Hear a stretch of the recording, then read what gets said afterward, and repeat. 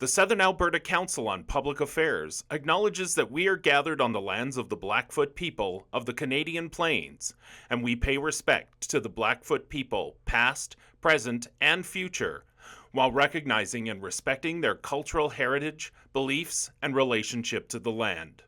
We offer respect to the Métis and all who have lived on this land and made Lethbridge their home. Our speaker, I think, doesn't have to have much of an introduction because I think she's fairly well known in our community, Shannon Phillips, and she's going to be addressing a topic, a very timely topic. I just wanted to just say one little thing. I just couldn't resist. His Majesty, Mr. Trump, has invited Governor Trudeau to watch the hockey game between the United States and Canada tonight. Just thought I'd let you know that. And so, Shannon, it's our privilege to have you come and address the topic of tariffs and what is Canada doing enough in response. Thank you.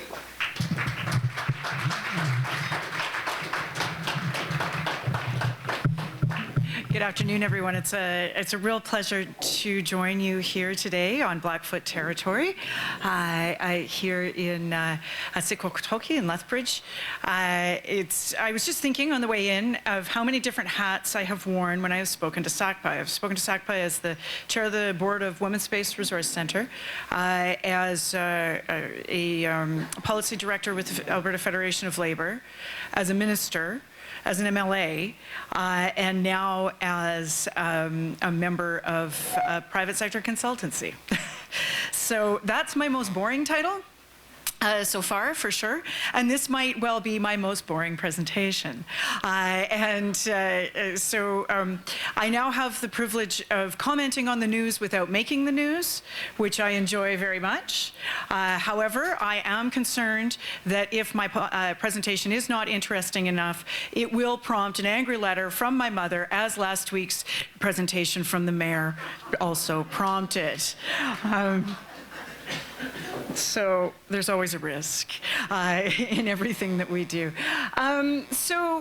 My firm gives public policy advice to a variety of clients, private sector, charitable nonprofit sector, unions, and Indigenous people. So we provide a context for folks to understand what is happening within our current political environment on any given day. And these days, it changes on any given day. So I just wanted to give you a little bit of an overview of where federal politics is at right now, where the government of Canada is at right now, because we often in Alberta get mired in our own politics, provincial as they are sometimes, in both senses of that word. But there's big wheels and big wheels of history, in fact, churning right now. So I want to talk a little bit about that. I'll give you a political context, a little bit around what we expect from tariffs and economic effects, and then a few things as Canadians that I think we should be thinking about right now. So, and inflation has given rise to affordability and what we in our firm broadly refer to as social disorder concerns, right? Poverty, homelessness, mental health and addictions, those kinds of issues are animating the electorate across Canada, for sure, in recent provincial elections. It is within those contexts that incumbent governments have been significantly challenged. In British Columbia, they overcame that challenge, but in other places, they have not. And certainly it accounts for at least part of the historic drop in the polls for the Liberal Party of Canada and their fortunes, but not entirely. So fiscal stresses are showing for governments around the world. So, part of this is we'll cast our minds back to Econ 101. Higher bond yields make the case for private sector investment more challenging. What we're talking about here, pressure for consolidation, that is to say fiscal retrenchment, that is to say saving money, that is to say austerity, is happening around the world at different speeds because voters don't really care about balanced budgets anymore. I give you Exhibit A with the BC election when the BC Conservatives busted out with an $11 billion budget deficit projection based on fantastical GDP projections. In other words, their deficit would have been much, much higher. Voters didn't care. right? They didn't care that the BC NDP had put forward in the spring of 2024 a $9 billion budget deficit projection, and they certainly didn't care about the Conservative one that was being put in the window through their election campaign either. Even though the fiscal picture is tightening for industrialized countries around the world and things are getting a lot more unstable, the demand side function in the economy remains very, very strong. There remains a lot of demands from the electorate around housing, health, defense, certainly is becoming more of a salient issue in Canadian politics, meeting that NATO defense spending target, which everybody talks about as if it's just that money is just going to magically fall from the sky. I can assure you that a $20 billion annual commitment is a very, very large commitment, and there are trade-offs in making budgets. Just for context, the early learning and childcare investments that are bringing childcare availability down to $15 a day is an $8 billion investment, just for context of what kind of scale we're talking about when politicians bust out with, oh yeah, no problem, the 2%. It is going to be a problem. It will involve trade-offs. I'm not saying that those trade-offs are not worth it in the current security environment, but they are nevertheless there, and we should have our eyes wide open. There are deep effects on what we like to call transactionalism, and that's, essentially Trumpism, right? Authoritarianism proceeds along a different track than the usual expected rule of law.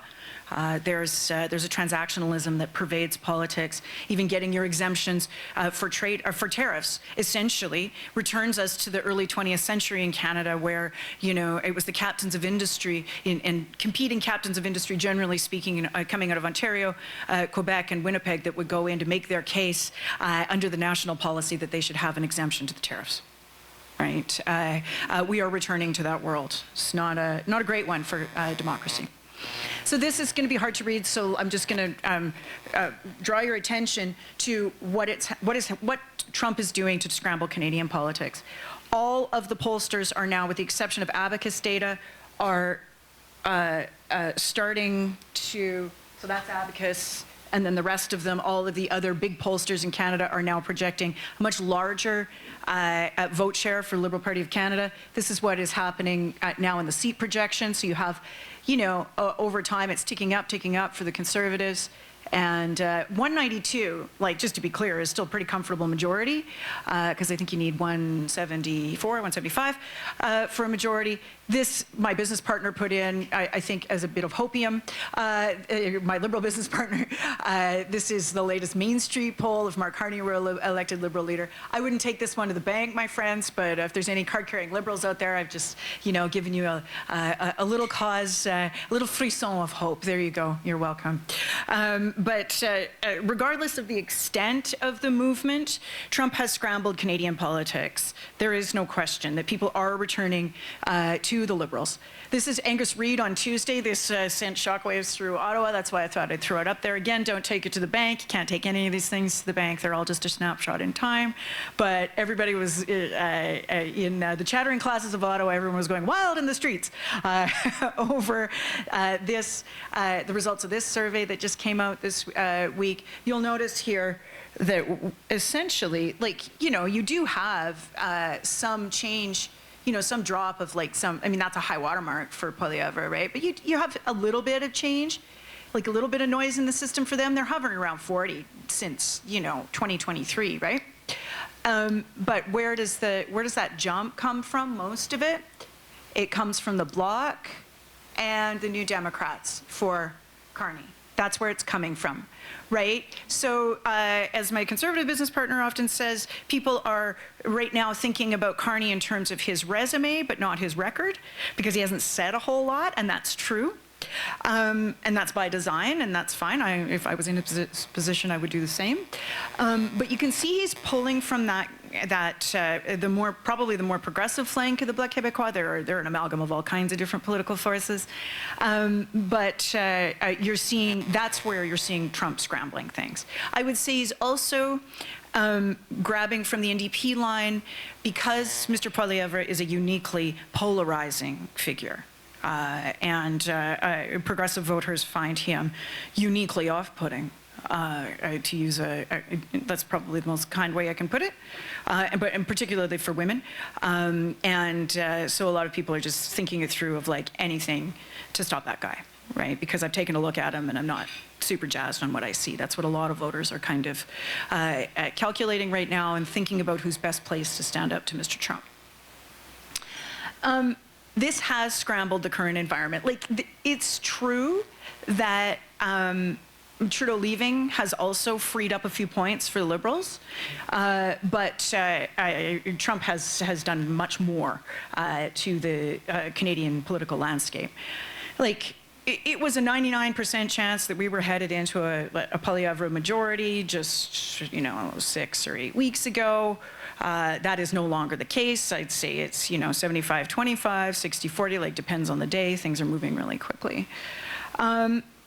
So there are possible pathways here. There's a CPC majority, absolutely possible. They are pivoting away from like carbon tax, Canada is broken, that kind of stuff. Although their Canada is broken ads still ran on the Canada-US hockey game.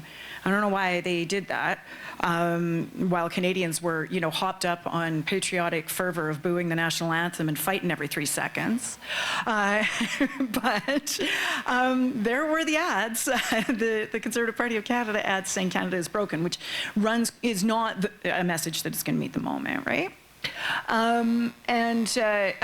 What's happening in Quebec is a big factor. There was a poll that just came out, I think this morning, out of Léger on a number of Canadians who view the United States as, quote, an enemy as opposed to an ally.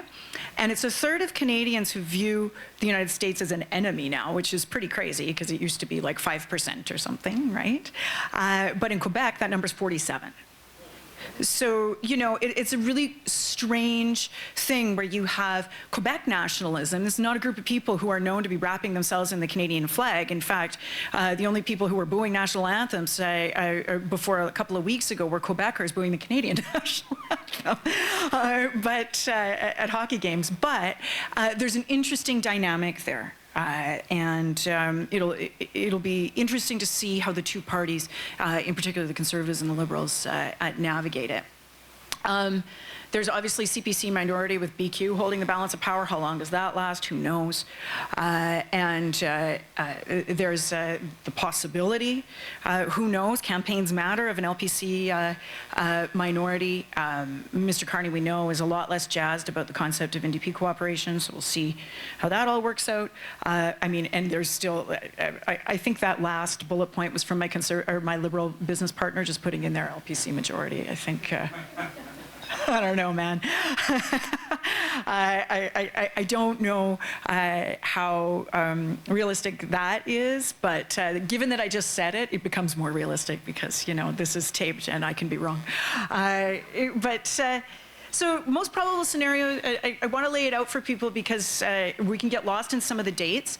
The one date that's not on here is March 3rd. 3rd or 4th is the first deadline that Mr. Trump has kind of set for himself around across the board tariffs, right? We also have a deadline of April 1st for one of the reports that's supposed to come back on the Canadian trade, a balance of trade with Canada that he did by executive order in January. So those are two key tariff dates, although as we've learned, it doesn't really matter.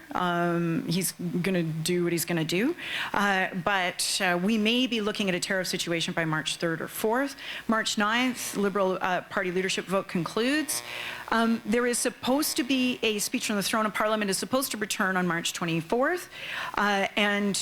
If it does, there has to be some business of supply. Government runs out of money from March 31st. Now, if there's an election, what happens is it gets done by special warrants, just out of cabinet.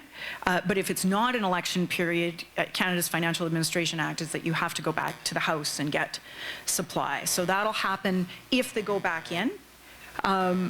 Then as soon as government introduces supply, that schedules opposition days, and all of the opposition parties, of course, said we're going to vote down the government. Of course, they've said that now. Things can change a lot between now and then. But this is assuming that the new leader, was very likely Mark Carney, wants to go back into the House at all. And he has a period of time here between March 9th and March 24th to get sworn in and go visit the Governor General and dissolve Parliament. right? And that obviously they will be making that consideration based on, does something happen on March 3rd or 4th? Does he wait until March 10th? Is he trying to, because, you know, the White House is obviously aware of all these timelines just as well as Canadians are. So in as much as they care about us and how we might react, they may act accordingly. But tariff timing, if the tariffs are really, really bad, and if they bite right away, Parliament may have to come back in to deal with it. Because there's many things that Cabinet can do around, like even some EI eligibility, other things that they can do, and they can apply tariffs outside of the House as well. That's fine. They don't need Parliament for that. But what they do need Parliament for extraordinary spending and response packages, and we're going to get to that in a minute. There are other scenarios. I'm not sure how likely they are. So, I mean, the middle one I just flagged, legislation may be needed to respond to Trump tariffs on March 4th, right? So they could even go back in, like, before March 24th, they could suspend the prorogation, right? Government could go to the NDP and say, hey, can we suspend the prorogation that brings to life the old Parliament? And then pass a tariff package, right? Supports to workers, supports to specific industries that are affected, and so on. And then basically leave Parliament and call the election that way. They could do that. There is, given those NDP numbers, you never know. It may change the calculus for the NDP. I don't think it does right now. I think they want to go into an election, but if those fortunes continue to fall, they may, but they may not have a chance to support the government. I know Carney is less interested in cooperation with the New Democrats. Tariffs induce recession like very few other economic tools in the toolbox.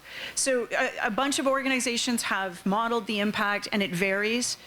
A 2.5% downturn is like a normal recession. That is to say, you know, unemployment goes up a few points, and that's about half of what we saw in COVID. Depending on how across the board how punitive it is, that can go up to like 6%. And depending on how broad-based our response is, do we do what's called dollar for dollar, which you've heard some of, you've heard Carney say, you've heard Freeland say, I think we've heard Poilievre say, but we have not heard Trudeau say, to be clear. You can be looking at very, very large revenues to government on their, and then you have to recycle those into the economy. So you end up with a very bizarre recession, right? Because usually during a recession, people are losing their jobs, so you have excess supply in the economy, and so you do not have inflation, right? Generally speaking, things are not getting more expensive during a recession because people have lost their jobs, so they're buying less, so there's more goods floating around in the economy and prices go down, right? But in a tariff recession, all of your prices for everything that we import is going to go up, right? Plus you're going to have excess supply in the economy, so you're going to have layoffs. So you're going to have a really weird situation to react to. You're going to have all this money for the counter tariffs that we have applied. So government is going to have to reinvest those, and we did in 2018 when this all happened with steel and aluminum, into those companies, into expanded EI for workers, so on and so forth. If it's across the board, we're going to have to support people in an across-the-board way without juicing inflation even more. So it's going to be a very complex dance. But we know the sectors that are going to be hardest hit. This has also been modeled. It'll be auto sector and commodities, forestry, but where you'll see probably the quickest layoffs is in construction sector, because a lot of those supply chains are very integrated across the border. So those will be the jobs that are most at risk in the first instance, and I would say auto, right? So there's the Bank of Canada did some middle of the road. You know, there's a range of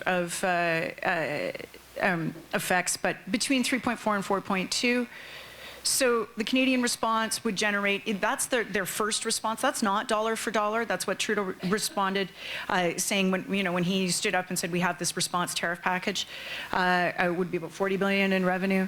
And the Bank of Canada assumes that about 50% of tariff revenues would be transferred to households to offset the inflation impact and the Canadian retaliation. About 50% would go into government coffers to either stabilize corporate debt and borrowing or government debt and borrowing, is how their model understands what would happen with all that money. Tariffs equal inflation. This can be a little bit hard to understand. Just look at the red bar rather. So that's year one. So it would add like 0.1, that's year two, would add almost a full point to the CPI, or sorry, half a point to the CPI, and that's adding 1 point to the CPI. That's the middle of the road scenario by the Bank of Canada. Just to give you some, so 2% is the target rate for inflation rate, and when people across the world were getting super mad and wanting to overthrow the government over the price of eggs or bread or what have you, we were looking at 4%, 5%, and 6% inflation over the last few years, right? In the industrialized world, in the UK, it was a bit more, and in Canada, a little bit less. But when people were the angriest in 2022, 2023, we were looking at 4%, 5% inflation. So this is going to piss people off. There is no question that there is, and the place we're going to see it the most is in the grocery store right away, because a lot of that stuff is imported, right? And so in our daily lives, we will see inflationary impacts in other sectors later on, but right away we'll see it at the grocery store. So in my view, like, we are looking at massive revenues and a massive economic disruption. So in my view, the conversation, the national policy conversation that we are not having is how are we going to reinvest the magnitude of those revenues, right? I think that there should be some foundations to it. As a New Democrat, I take the view that we have to support workers. We have to build local manufacturing and supply chains, build our national economy in the ways that the left argued for all through the 60s, 70s, and 80s. Many of you were there for those free trade conversations. Many of us were there around how do we untangle the relationship with the United States to be more self-sufficient on our own. We're now 40 or 50 years later on that. Events have overtaken us in many ways, and there are certain structural realities of the global economy that Canada has found, I think, a relative comparative advantage in, to use one of the economist terms. But those old conversations that we all remember having as progressives, we are going to have to relearn how to have them in 21st century context, I think. Public infrastructure is an economic stimulus on its own. It's been used from everybody from Stephen Harper to Justin Trudeau and all manner of folks in between to respond to an economic crisis, right? Canada's Economic Action Plan in 2000, 2008, 2009 was a massive economic stimulus plan from Mr. Harper in response to the financial crisis.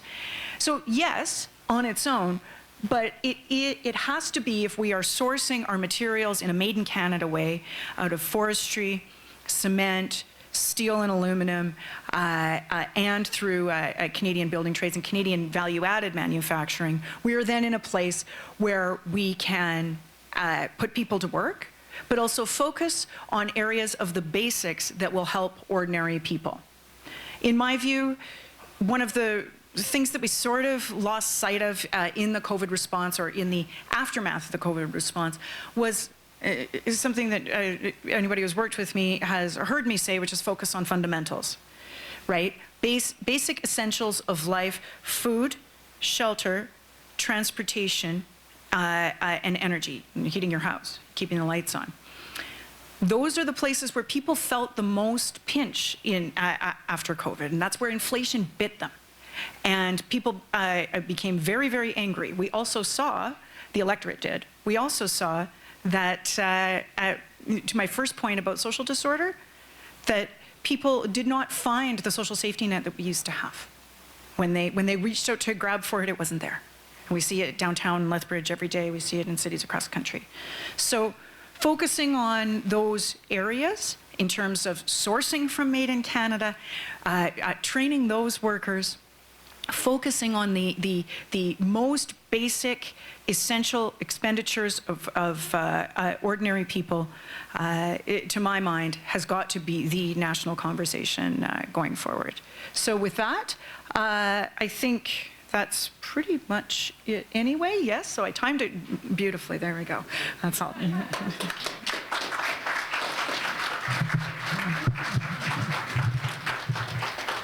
Thank you, Shannon. You've given us much to ponder, and I'm sure the questions will reflect that. Just a reminder, SACPA is a nonprofit organization. However, those jars that are on the table are receptacles for paper money. Just so you know.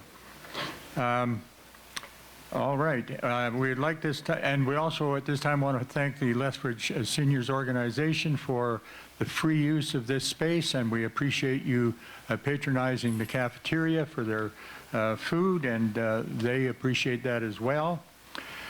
We are open to suggestions for future topics. You can talk to one of the board members, or you can put a thing in the jar if you want suggestions for future topics. We want to thank Rogers TV for recording these. We want to thank the Lethbridge Herald. We want to thank the University of Lethbridge and other media for their support of the topics and so on, and publicity around what we do. So we're grateful for that. I think I'm covering all the bases here. Next week's topic will be it's kind of timely as well. Why will food prices remain elevated? And our speaker will be Derek Meltingtall, who will be addressing that topic. All right, so it's time for questions. Now remember the drill here.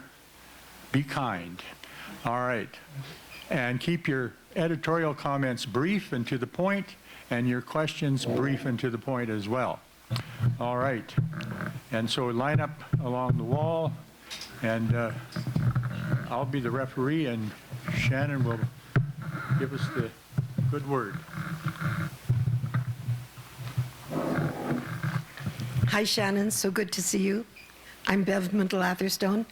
Just to mention that Shannon was one of the women of distinction in 2017 for her advocacy role, social advocacy.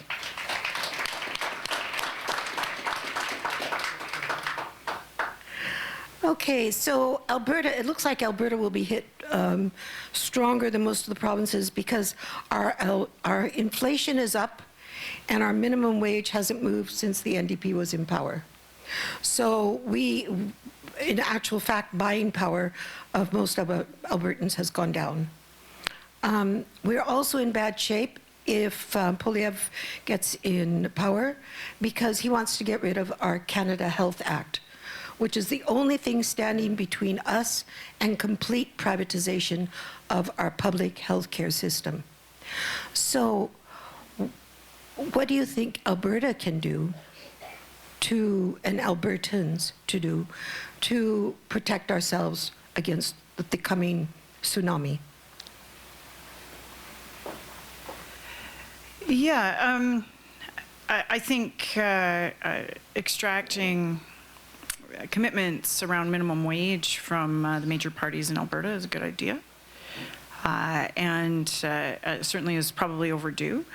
As for healthcare, Poilievre has intimated that scrapping the Canada Health Act is on the agenda, or some sort of major overhaul of it. He has not been clear on a number of things, and that's because he is a front runner, and any front runner will be as vague as possible on policy prescriptions. That's how they do business, and that's fine. But he is less and less of a front runner, and will have to begin to answer questions. And one of them should be around the Canada Health Act. And certainly the New Democrats have an opportunity to make that case, and so do the Liberals. I have never understood why neither of the two progressive progressive federal parties don't put more strings on health transfers to provinces. I know that there's a difficult ball of hair to untangle there with Quebec, but you can always do a side deal. That is the nature of Canadian federalism. But I have never understood why they don't do more of that and require more accountability from the provinces, because what ends up happening is they are now increasing Canada Health transfers by, I want to say 6% a year, and there is some reporting and accountability, but it's fairly surface. So meanwhile, provinces like Alberta and Ontario turn around and cut taxes or cut checks or whatever the case may be, and you can't find an emergency room or a doctor. So there has to be some accountability there for federal money, and I think that should figure prominently in both the LPC and NDP offers to Canadians on healthcare.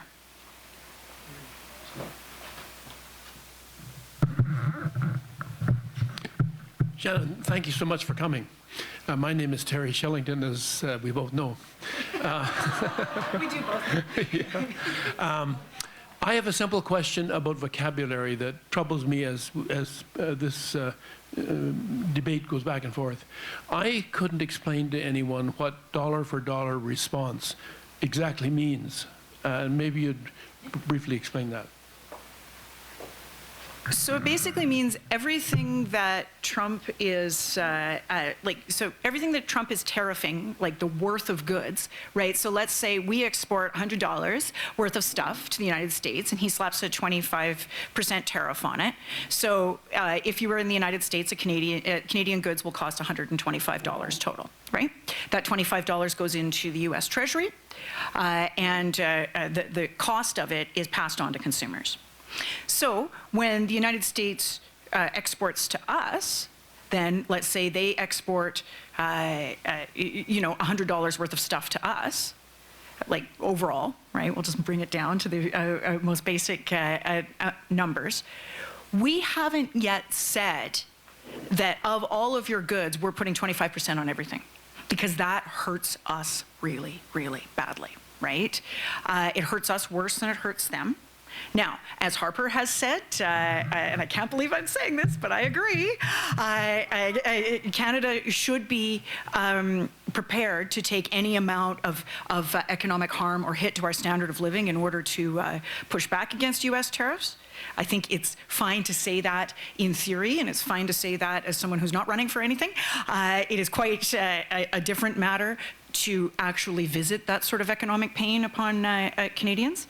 So that's why Trudeau said, okay, well, our first phase of response is going to be 25% tariffs on this $30 billion worth of goods. And then our second phase of response is going to be 25% tariffs on this $155 billion worth of goods. It is not the full gamut of goods that comes from the United States, right? And so a dollar for dollar scenario generates a lot more revenue, but it also generates a lot more pain throughout the Canadian economy. So Freeland, Carney, and I think I'm pretty sure Poilievre on Saturday said dollar for dollar. I'd have to check that. But that is a much more robust response, and it coming from people who are not quite governing yet.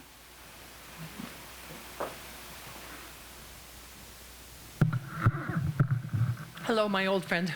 Good to see you. I'm Colleen Quintel. I have two sons that are hugely affected by this. One works in the construction industry, and he tells me that actually Canada sends our best lumber to the States. What he has to use here is not. And my other son works in oil, and what he does is he sources all his materials from the States. They come back here, they process them, and then he goes to Houston and sells them. So the economy is so tangled and integrated that Trump, they feel, is actually hurting them himself by what he's doing. Have you analyzed, or your firm analyzed, what Trump's end game is with this? Well, you can only go on what he, yeah, sometimes you can go on what he says. Like usually people say watch what he does, not what he says, but I'm not really sure if you can do either thing. But he has said over and over and over again that we can pay for the sun and the moon and the stars and every other thing that you want, U.S. citizen, with tariff revenue, right? So he does see it as a structural way to pay for stuff. During the election campaign, that's what he would say is his answer. You know, well, what are you going to do on issue X, Y, or Z? Tariffs. I'm going to do tariffs, so I have lots of money, right? So he does see it as a magic money tree, for sure. And then there's also a bit of expansionism, I think, sprinkled in there, right? To bring us and others to heel in order to get access to critical minerals or other things, right? And again, here I'm just going to go on what the Prime Minister said in that little hot mic moment where he said, yeah, that's a real thing. They want access to our critical minerals. So for him, there's a great deal of transactionalism, expansionism, and in that, then, if that's the case, that is a complete obliteration of the last 80 years of the international order, and a complete repudiation of the institutions that we have built over the last 80 years in response to the 85 million people who died during World War II. That is what we are doing here. We have rapidly unraveled the international order. And so as a consequence, I think Canada needs to be a lot more serious than just, you know, the Prime Minister going out and saying, not a snowball's chance in hell.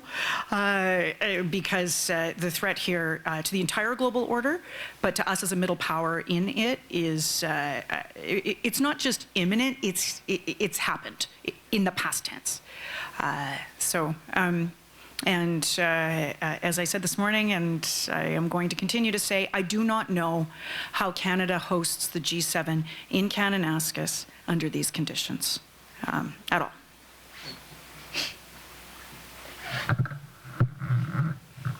Thanks, Shannon. I'm Jason Schreiner. My eternal optimism is going to come out here. I know it's crazy to think, but you know, lurking behind every threat is an opportunity, right? As a strategist. So, I mean, is there an opportunity here to rethink interprovincial trade policies to enrich Canadians?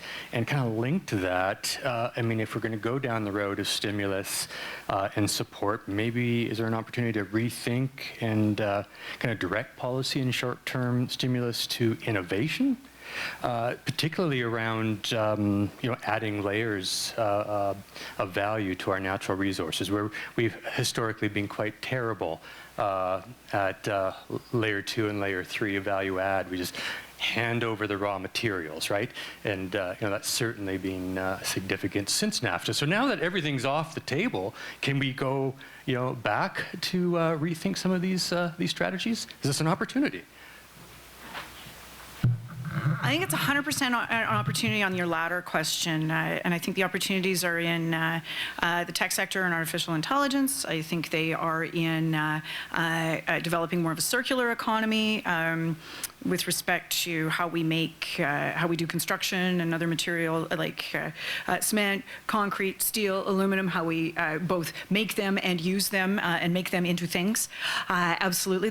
Going to my comments about building a better national economy, a made in Canada economy. To your first question around interprovincial trade barriers, I have noticed it is fashionable to wave our hand vaguely at interprovincial trade barriers and then give an example of somebody who can't take a case of wine across a border or something. And that is not responsible for Canada's lagging productivity growth. I'm sorry. Like the case of wine in your trunk is not the key to unlocking Canadian economic productivity. It's just not.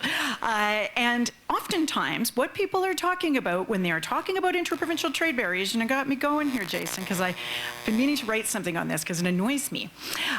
Interprovincial trade barriers are things like occupational health and safety.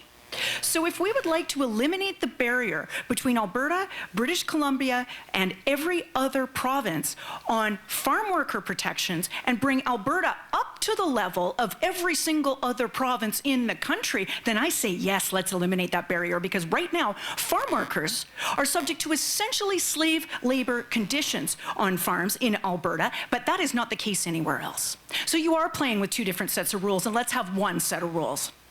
On occupational health and safety, are we expanding child labor or are we reducing it? Because that is an example of an interprovincial trade barrier. We have different ages of work for different types of work for different aged people. So what is it going to be, interprovincial trade barrier, tall forehead pundit person? Is it going to be more child labor or is it going to be less? And the third one, this is going to piss off people on the left, is electricity. Electricity is the biggest interprovincial trade barrier. In every single provincial trade negotiation, electricity is exempt. And I am a free market New Democrat when it comes to electricity. You see now, in Alberta's free market system, we have phased out coal early. Meanwhile, the Crown Corporation in Saskatchewan is trying to keep coal plants running using ratepayers' money to subsidize nonsense. Let's pull down those interprovincial trade barriers and have renewables compete with that subsidized garbage that is going on in the Crown Corporation in the Sask Party, where they're just filling their pockets, and literally the minister's office has moved over to Sask Power. Let's remove those interprovincial trade barriers. Nobody wants to talk about those ones.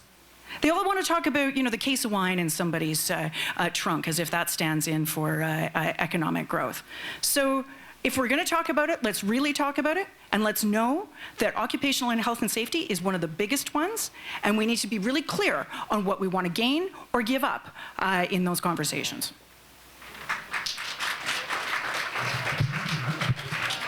I was going to ask Shannon how she really feels about that topic, but I won't.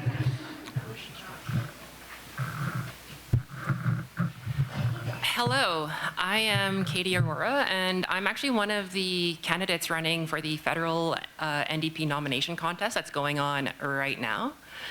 On the topic of Trump and everything that he's been doing, especially with the tariffs and our response, do you think that there's any opportunity for us to explore other options other than just dollar for dollar tariffing? As way of an example, the European Union is actually looking at going after American tech companies and American intellectual property and hitting them where they're really actually going to feel the pain. Yeah, there's tons of non-tariff responses, and I think we should be having a conversation about those too, and asking the parties where they stand on them. The IP thing, there's a really good piece in the Globe and Mail last week before, on what Canada can do with respect to intellectual property to that very question. Canada also holds a lot of U.S. debt, and so do EU countries. So there are things that can be done that will hurt, that Canada can do. We can do a number of other non-tariff retaliation.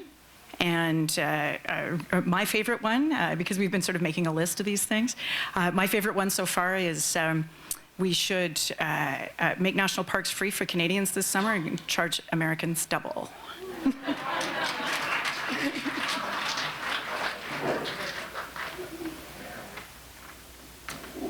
Hi, Shannon.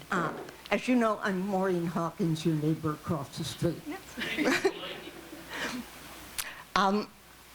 What I'm wondering is, how do you think the UCP is going to respond?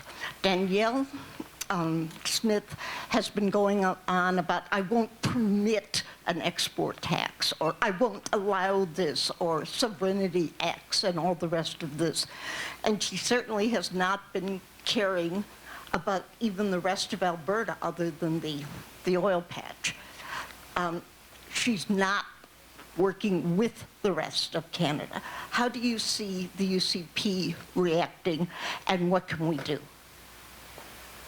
Well, the UCP have to walk a fine line, right? Because I think when Danielle went down to Mar-a-Lago, I saw some polling that Albertans were actually kind of fine with it. Like people like us went, and made a very sour face, but or like everyday Albertans kind of went, okay, she's trying her best. Right? I think that was mostly how the electorate responded to that. Now, when it came time to sort of color outside the lines with respect to Team Canada, that's where you saw Albertans start to sort of equivocate a little bit and go, I don't know about that, right? And then you saw like there was a business survey of Canadian business people that indicated a much more, I guess, a larger appetite for a more robust response than you certainly heard from many of the corporate elites in Calgary and oil companies and elsewhere who were like, no, let's do nothing all the time and just try to be nice.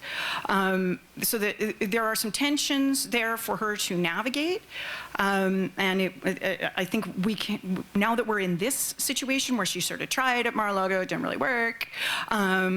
Of course, because it's silly. But then now she's in a new situation where there is an upsurge in patriotism from Canadians, and they're not really interested in this sort of genuflecting before the altar, right? And so that will be an interesting thing for her to manage. We see the same thing happening for Mr. Poilievre, right? Like he has had to walk that same line because he has those tensions both within his voter coalition, who are like fine with sort of Maple MAGA kind of vibe, and even within his own caucus, right? So there's going to be a little bit of that tension. So Conservatives have to navigate that. What's interesting is like Canada's one of the only industrialized countries where patriotism doesn't necessarily redound to the Conservative Party, right? Like in most industrialized countries, you find that Conservatives have kind of cornered the political market on wrapping themselves in the flag. But in Canada, particularly in central Canada, you see that sort of who's best to stand up for the country and make a nationalist argument more redounds to the benefit of the Liberals.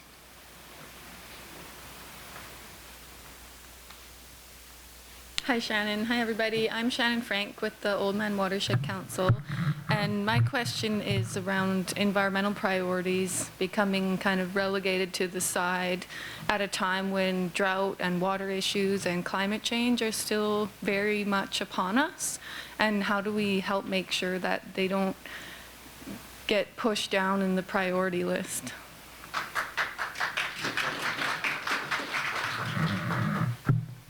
Well, I think in Alberta context, there's a really nice opportunity, and that's around engaging with civil society in its broadest possible way around coal, because coal is not, outside of a handful of people in the Crow's Nest Pass, is not really seen as an issue that trades off environment versus economy. It is an issue that protects economy for Southern Albertans, that is to say not having coal.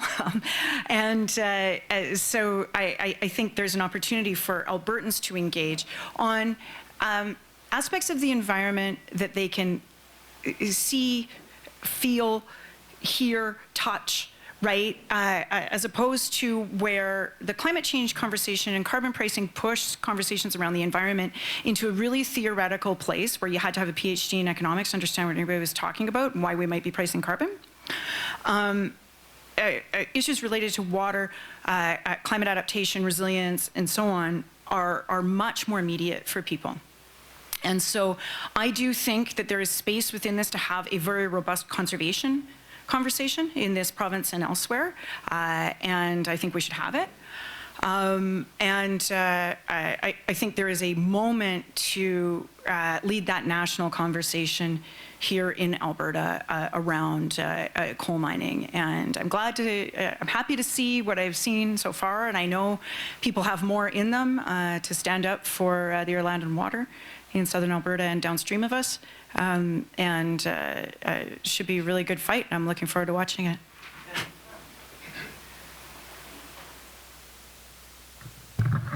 Yeah, my name is Mark Gettle.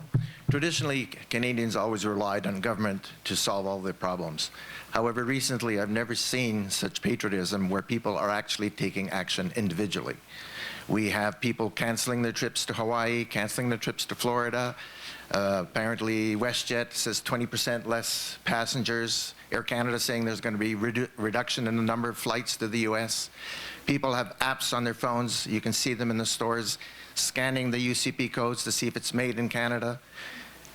So there's a lot of patriotism, and people are doing things on their own, which is great to see, and not just sit back and wait for government to do something. But my question to you is, do you think that Trump is noticing? Does he give a damn? After all, he doesn't need Canada. But I hear that tourism associations in the U.S. are taking note. It'll take some time before producers of lettuce and whatever if we're going to be boycotted. So is this a positive thing, or is this just getting Trump angrier and he's just going to say, the heck with them, I don't need them anyway? Well, to your question, Mark, about whether he gives a damn, I would say the answer is categorically no. But there are ways that Canadians can make it hurt. I mean, obviously, consumer boycotts are one way. They are tough to see through and to actually make hurt. But there have been times in history where they have worked. I think that as Canadians, we should probably be okay with a pretty robust advertising buy by the Government of Canada into red states, into swing states, into places where that have swing electoral districts for the 2026 midterms. I'm talking on the order of $100 million or more. Into the Ohio special election for the Senate to replace J.D. Vance. There's a number of other spots. There's Florida congressional races to replace the people who have gone into cabinet there. The Government of Canada should be prepared to talk to Americans. And we, as taxpayers, should be okay with funding that, right? Because if you say to people, oh, $100 million on a government advertising campaign, people go, eh. But we do need to talk to Americans, right? To coin a phrase from that old Rick Mercer skit. That will help, but it needs to be big. It can't be these kind of, feel-good ads that the government of Ontario put on the air for the Super Bowl of pictures of people doing welding in an auto plant or whatever. That's not going to do the trick. We are going to have a much more pointy stick and be very, very targeted on who we are talking to and what we are saying.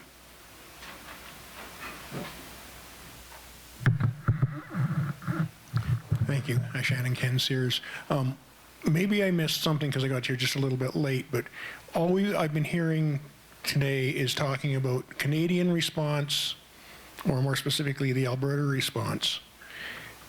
Canada is not alone in being attacked by the Trump's deficit war.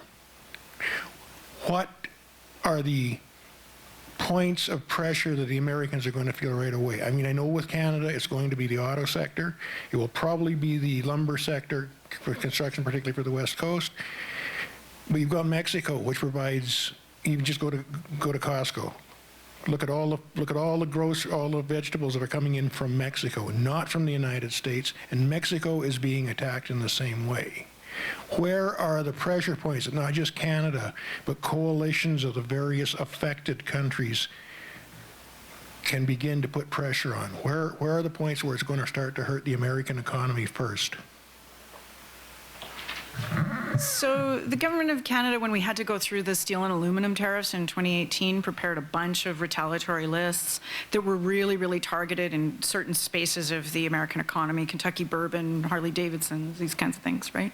That pushed straight into, vulnerable Republican districts, red states, that kind of thing. So those things exist, and part of the Trudeau government strategy is to hold a lot of that back. And I think we can debate whether that's good or bad. We're all on the sidelines here. I am a little bit more in the Chrystia Freeland camp, where she has said, let's start publishing lists of retaliation points, non-retaliatory measures that we can take to kind of signal our seriousness. would prefer that approach a little bit, if only to give Canadians something to rally around. Like, we can do this, because a lot of this is, patriotism isn't particularly rational, and our emotional attachment to our country isn't particularly rational. It's a matter for our emotions. And we're already seeing Canadians react emotionally, and I think we need to continue to feed that energy a little bit, because things are going to get tough, and we are going to need a bit of resolve in a time when we don't have social cohesion like we used to, right? Because of our information environment and so on. So, I am aware of what Canada has, and that is good, but I think where we have not fully done our work yet, and this is why I've been starting to raise the G7, is on engaging with our European and other allies, our other trading partners. I know they're all, sort of scrambling on the Ukraine issue in the last couple of days, as if he hasn't been saying it for 2 years, and all of his senior people. But it may be that some of our allies and industrialized countries in particular are starting to understand that the world order has crumbled, and we need to create new alliances.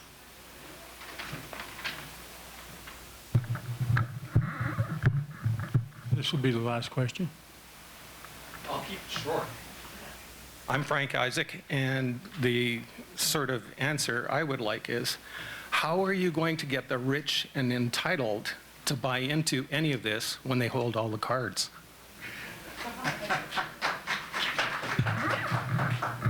Well, I think to Ken's previous point and to Mark's previous point, Canadians broadly are feeling a great deal of unity and resolve right now. When you look at polling numbers, not just, antipathy towards the United States, but changing in consumer behavior and so on. Like Canadians, this has broken through in a way that in the current information environment, most people are not like the people in this room. They do not get their news from traditional sources, right? And even then, this has broken through those now that are what are now walls in the information environment, particularly for younger people or people who are not active and engaged. So that is a good thing. As for, and it's interesting because to this point about sort of corporate power and so on, when Danielle Smith first walked away from Team Canada, Calgary Chamber of Commerce put out a news release saying that was a good idea. And then about 8 hours later, they put out another one saying it wasn't such a good idea. There are a number of American integrated companies out of Calgary and even in corporate Canada. And so you end up sometimes with what I have been calling sunshine patriotism. And, but what has happened, at least in the early going of this conversation, is that Canadians are having none of sunshine patriotism. As a general rule, and it has been Canadian public opinion that has, I think, pushed a number of people on the council, on the Prime Minister's Advisory Council.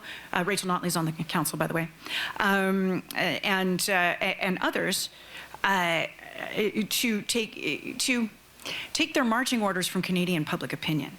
And I know that there are a number of folks in the sort of, in the category of captains of industry who have woken up to that, and that they can't necessarily be, in lockstep behind Danielle Smith, who is essentially articulating another way of looking at the future of this country. This will be your last opportunity to pontificate and tell us exactly what you think we should take away from this meeting.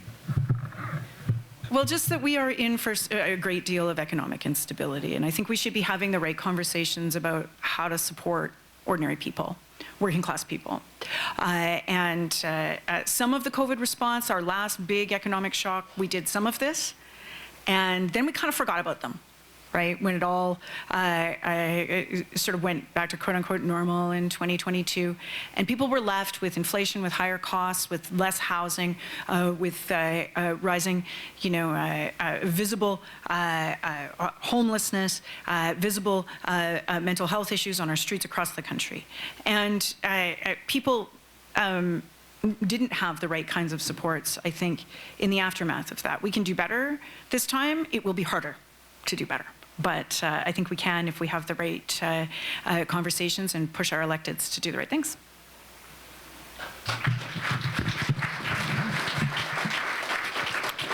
Thank you very much, Shannon. You've given us an excellent presentation, very thoughtful answers. Your wisdom is appreciated, and so again, thank you very much. Good job.